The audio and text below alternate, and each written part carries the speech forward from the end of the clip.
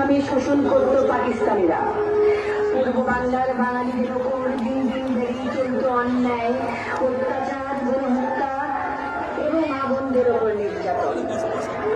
পাকিস্তানিদের হাত থেকে বাঙালিদের মুক্তির জন্য জাতির পিতা বঙ্গবন্ধু ডাক দেন স্বাধীনতার।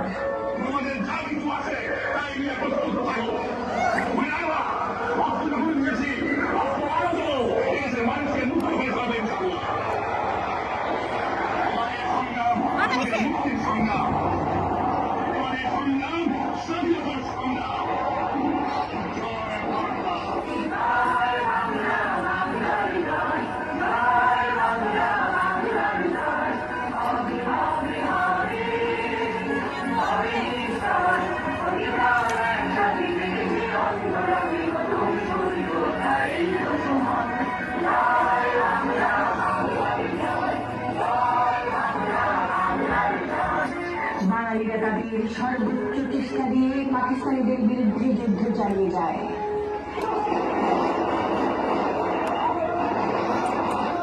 তারপর টানা 9 মাস রক্তক্ষয়ী যুদ্ধে 30 লক্ষ শহীদের রক্তের বিনিময়ে এবং 2 লক্ষ মা বোনদের সংগ্রামের বিনিময়ে আমরা পাই পৃথিবীর মানচিত্রে বাংলাদেশ নামে একটি সার্বভৌম রাষ্ট্র।